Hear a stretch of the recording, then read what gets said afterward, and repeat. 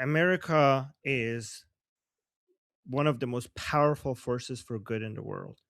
America is responsible for a global stability that the world has never seen in history. The contributions to science, technology, medicine, the contributions to reducing poverty globally, reducing hungers globally, everywhere, every single person in the world is indebted to America as a country when it comes to the technology they use, the clothes that they wear, the food that they eat. For 12,000 years of history of civilization, the whole world was dealing with so much more violence and so much more wars until a stabilizing force that is the America entered history, entered the picture. Not only that, United States provides the framework that the whole world is now abiding the framework that we call the modern nation state.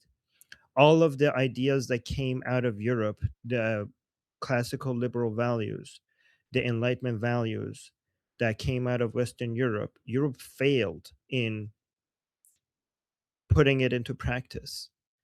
Okay, the French Revolution actually failed to take the best out of the Enlightenment values and actually putting it into practice. It was the American Revolution that actually managed to create all the framework for all the models and all the ideas to actually be put into practice in a way that actually made it work. Even to this day, Europe is betraying the best ideas from the age of enlightenment, and it's only America, it's only the United States that is actually more than any country is putting it into practice.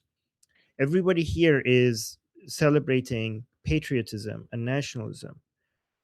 This whole idea came from United States in the modern form of it. The idea of patriotism and the nationalism and the modern. I mean, we talk about nationalism. Like nationalism requires a nation state. The idea of a nation state was created by America. When it comes to the separations of powers, the idea of separations of powers, that was like that came from Montesquieu, but who put that in place? The framework of like having there's three branches of government. Secularism was put into place and practiced in the most efficient way by American founders.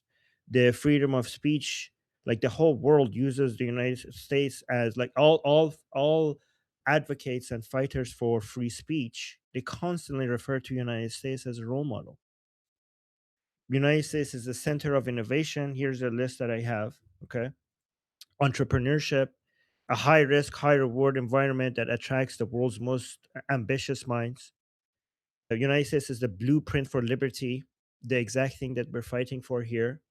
The first modern democracy to successfully balance individual rights with a stable state system. The economic model that United States put in place is responsible for it turning into a superpower where it could afford an army that has created a level of stability worldwide that makes the current international maritime trade possible, which is responsible for everyone's lives improving all around the world. People have no appreciation for how astronomically more expensive things would have become if the force that is the US Army was not globally present to provide the security and stability. The US dollar and economy provides the essential liquidity and stability that keeps global trade moving. American citizens and the government are consistently the world's largest donors to international charity and disaster relief. Everywhere, anywhere on the planet, as soon as there's a disaster, the Americans are the first to show up and the last ones to leave. When it comes to drugs and finding cures for diseases, Americans are ahead of every other country. When it comes to science and tech, the US invented the internet. The reason why we can even talk here, the global connections that we have is because of the Americans. The GPS that we all rely on is because of Americans. The microchips that we all rely on are because of the internet. Space exploration is because that we all celebrate. is because of Americans. The Green Revolution, when it comes to solving global hunger, American scientists develop high yield, disease resistant crops in the mid 20s that is hugely responsible for hungers dropping to a level that even surprised many economists. This is something that at least saved 1 billion people. 1 billion people were saved from starvation from the science, from the Green Revolution that the Americans have started. And not only that, global food aid, the US remains the largest financial contributor to the World Food Programs. I mean, I could go on and on and on and on and on, and I would still be just scratching the surface. I just Um, wanna make to one last to comment and let everyone else, let me. respond. I'm not finished. I'm not finished. I'm not finished. I just want to last point I want to, and then sure you could say talk after I'm finished. Just let me finish my point. I just wanted to say that to call America, like to say anything negative. I mean, I just want to be clear. Criticizing America is the most American thing you could do. Like I'm not against criticizing America. America became a great country because people who loved it criticized it to improve it. Okay? So I'm not against criticizing America. I just think that that criticism needs to come with a heavy dose of gratefulness and appreciation.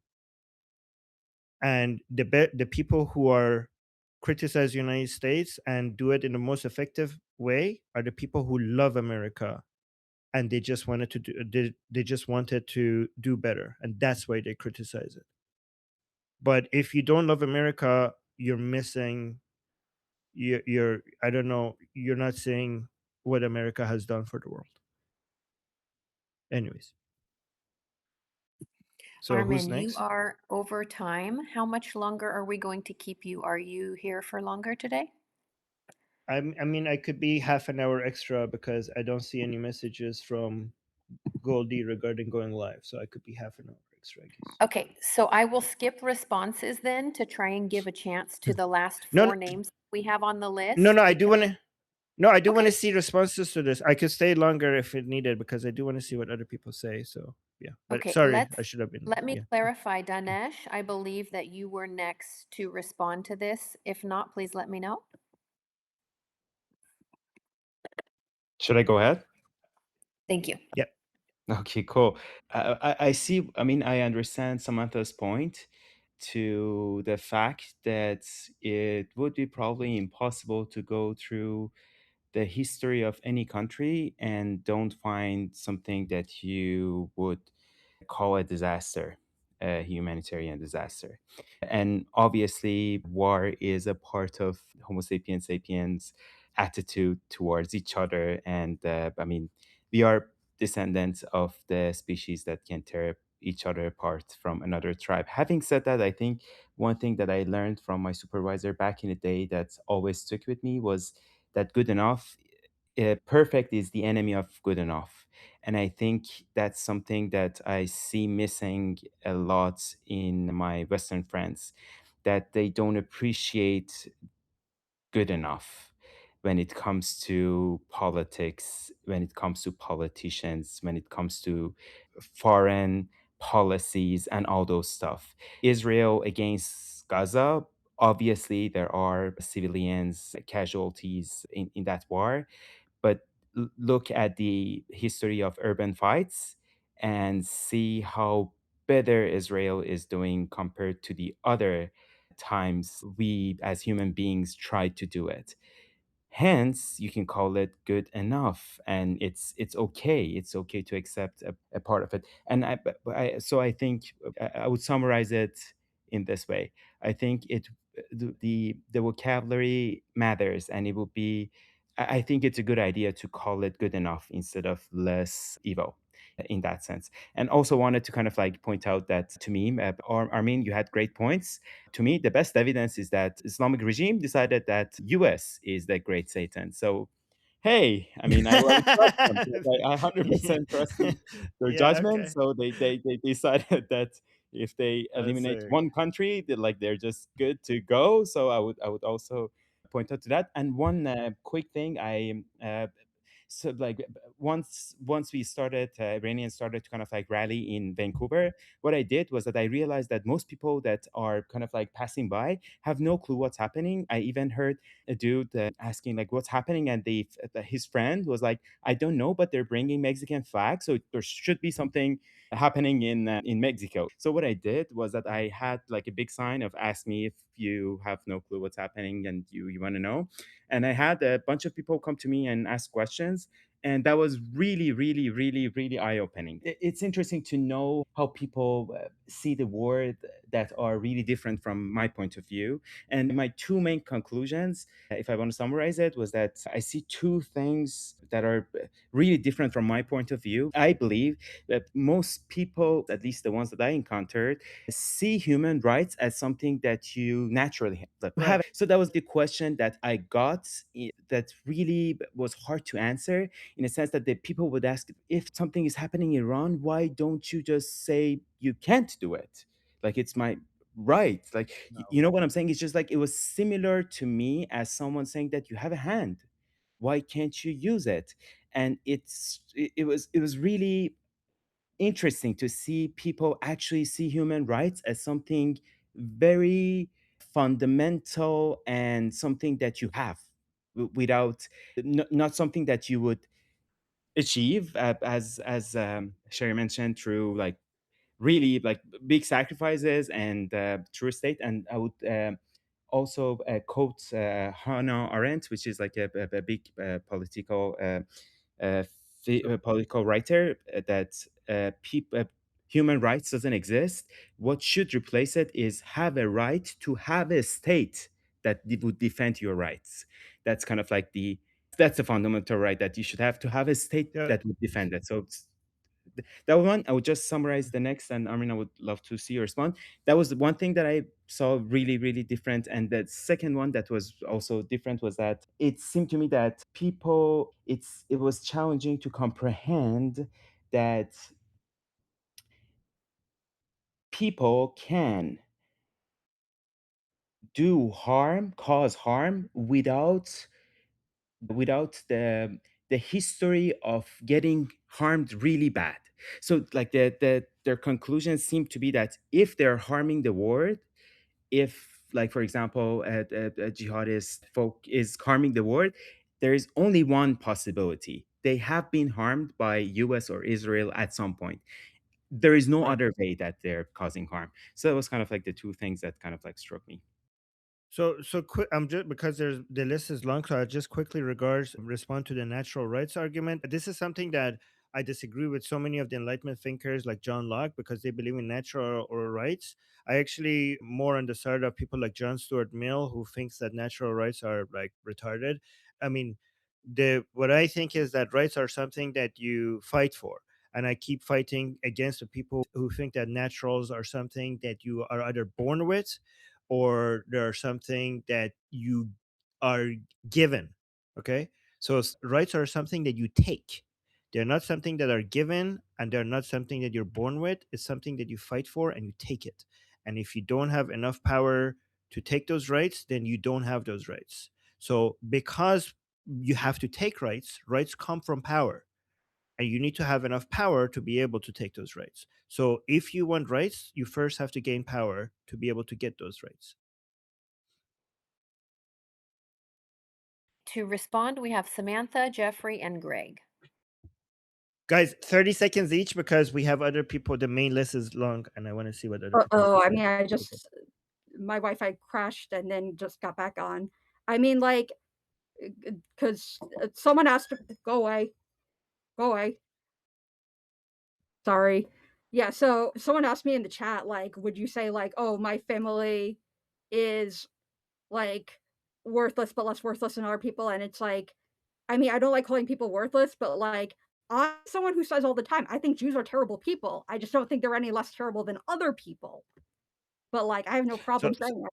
Samantha, that Mhm. that's more because of the these are feelings that you have because of the traumatic experience that you had with the cult that you were in. Like these are not It's more based like on. I'm able Mm, to be aware of this because of my traumatic experience, but it's not that it's like I'm aware of it because I so, had a so traumatic that's experience. weird. But objective, like I mentioned, you mentioned this many times, and many times I responded to you that objective reality doesn't support what you're saying. We have many good people. So you're wrong about that. Like objective reality shows that many people sacrifice their lives for the sake of other people. So the idea that good people doesn't exist is not supported by facts. That's just a People feeling that sacrifice you their have that lives is to not. validate a version of reality they wanna believe is true. Yeah, but that doesn't mean they're not good people. If the version of the reality that they want to be true is a world where people are better off and people are living peacefully and happy, if that's what they're fighting for, then they're good people. And that's if that's not the definition of being a good person, then words good and bad doesn't have any meaning at all, right? We as humans decide what words means. We literally make up words and decide what they mean. And if these words are supposed to have any utilities, then people who try to sacrifice their lives, or not even sacrifice, people who are trying to work to make the world a better place, they're good people, and there's plenty of those people. And you refusing to seeing them does not mean they don't exist. They exist. Most of the planet are filled with good people. I believe in people, and I think that most of the world is trying to make the world a better place. You being blind to their existence doesn't make them not existing. I see them, I celebrate them, and I think most people want to be kind. Most people want to cooperate. Most people want to see the world a better place. And you shaking your head like this doesn't make him disappear. You going like this and this is not going to wipe them out. They exist, and I love them, and I appreciate them. So they exist, and I see them, and hopefully one day you will see them as well. Are you mad at me? No, I'm not mad at you, okay? I'm not mad at you. I promise I'm not mad at you, okay? Don't worry, okay? I just love the world, okay? And I love you too, okay? I'm not mad at you. You're part of the world. In fact, I love you because I think you're one of those good people, right? Thanks, love you I love you too. too because I love good people. I love good people, and I love you too because you're one of them. Okay? Thanks. You're welcome. I'm sorry. Yeah, just real quick. To hear people say America's a shit country is an asinine statement to me. I will be quick. So I had a lot of family that sacrificed for this country. My father-in-law just passed away last year. He sacrificed 50 years of his life to this country in the army and the CIA. Now, Americans are not the government. The American patriot is somebody who does believe in freedom. Our government does not dictate who we really are. Us as an individual dictate what America is. Are we in a shit place right now? Yes, we are. But the true patriots of America, I believe, are going to stand up and make this country what it once was. Thank you for if you tell him thank you for your service. I And will, I would, but he passed away April 15th last year. sorry. I'm Yeah, sorry. It was but he's getting we're getting ready sorry. to bury him at West Point because he was a graduate of West Point. But yeah, I will mention Well, something at the service, Armin. thank you. Yeah, please. Sorry. I didn't notice that you already said that. I apologize. And No thank worries, you. brother. And Yeah. Samantha, I just wanted to say real quick, Samantha, I appreciate your views and your opinions on things. Like we need that. We need perspective in everything. And that's the only way we're going to learn. You're not saying nothing wrong. You have your thoughts, you have your opinions, and that should be respected. Nobody's right, nobody's wrong. We're all trying to learn in this world, you know. But I really do appreciate what you have to say. Even if it is against something I don't believe in, it still gives me the opportunity to look at it from another perspective. That was beautiful, Jason. Thank you for that. All right. Thanks. Okay. Next is Jeffrey. Well, not to belabor the point. So, America's birth, as imperfect as it was, I mean, every nation has imperfections. Dinesh said that very beautifully, right? It's a work in progress. The reason the United States has the significance or relevance it does is because it's a nation that was founded on a core principle that transcends all boundaries. It's the jealous celebration of the value of the individual. It's that very transcendent nature that underwrites brotherhood between patriots and, say, Iranian resistance. It's the reason why a lot of GWAT veterans, many of which had our brothers killed and maimed by the mullahs, voiced their support and love for Iranian resistance, Samantha. The reason GWAT veterans went to fight in Ukraine's international battalion, they didn't do it because of self interest. No one's saying that there isn't imperfections. Dinesh nailed it. It's a work in progress. And I'm sorry that that experience has the impact it does on you. Because that's a pretty shit way to live. Even especially when the world tries to fucking hammer it into you. You know, one of the reasons I have a lot of respect for Armin and the other kids that are doing what they're doing in Iran or say Ukraine, it's amazing you're both so like you're rescuing your pets, even though they're. It's because they chose to be decent, even though the world shat all over them. Armin's right. You're not wrong, Samantha. You're just half right. Armin is trying to show, or at least what I drew from what he said, is that there is more to that equation than the part that you tragically experienced, right? Which is the really shit manifestation of the base elements of the human condition. The fact that you're here, you at some level know that. You wouldn't be here if you didn't. That's why I'm very happy that you're here.